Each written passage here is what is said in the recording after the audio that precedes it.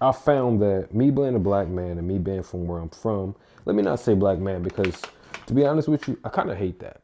I hate the whole idea of like, oh, you're a black man, like you should get whatever like special privileges because you black. Like, don't hand me no handouts. Like, don't give me no handouts. I don't want to, tag my business with black man, black owned, none of that stuff or whatever. To me, I kind of got black fatigue. I want to get up and am I saying that it's not harder?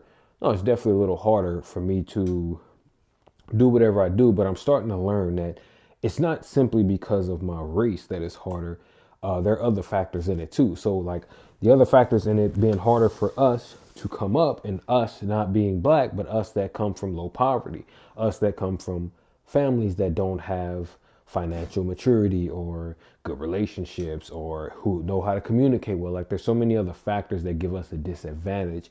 It just happens that a lot of us black folk come from those type of families and communities, but there are white people that come from them, Hispanics that come from them. So I'm just not that type of person. I don't even know why I jumped on that. Anyways, though, what I learned most recently is how anger and the position, almost like my pride, right, as a man, has to shift. And my pride has to shift from wanting to be right. This guy said, do you want to be right or do you want to be rich? And wanting to be right, wanting to win every battle that there is for me to win, and really, really like think about my actions, how they're affecting me and the people around me, and what can actually come from them.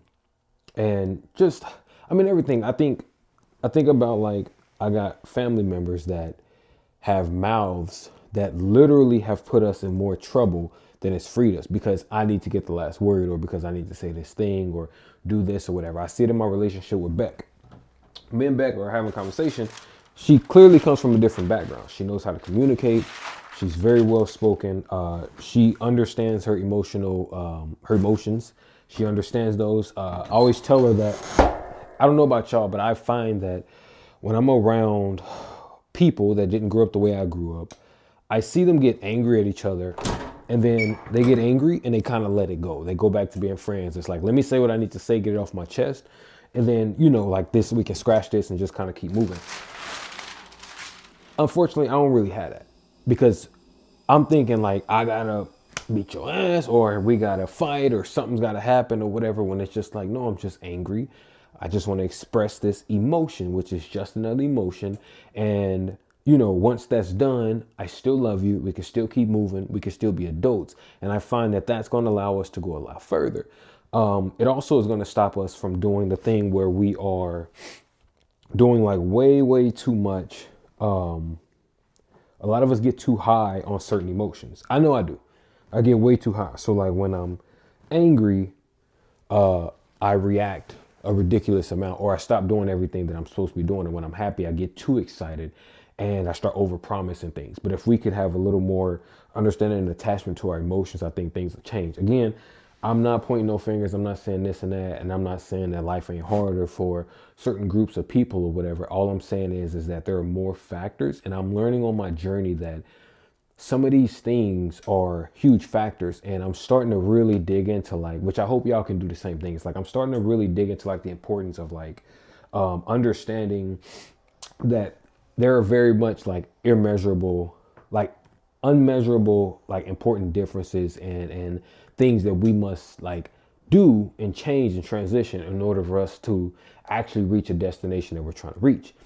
And those immeasurable like things that we have to change actually have more like, they actually move the needle more than those things that you can measure, like money, time, you know what I mean? Like whatever, a tangible or an actual thing that can be measured. Those unmeasurable changes and transformations are actually going to give us the ability to move the needle, like controlling your emotions or just being like able to identify and understand and have a good relationship with our emotions, which we don't, or being able to communicate. Sometimes winning the war is losing the battle, and you really never lose the battle. Sometimes it's just about understanding that my pride can stunt my growth. My inability to identify my emotions can stunt my growth, and it can put me back into that same position where I found myself being a, what do you call it, a a victim, right, to racism, when in reality, the way that I'm acting and the way that I'm communicating and the way that I'm carrying myself makes it hard for people to want to deal with me. Again, was she right for the way that maybe she came off most of the time people are? No, but it's all about how I see things, and life is all perspective, right? We all live on the same planet, different worlds. And I don't know.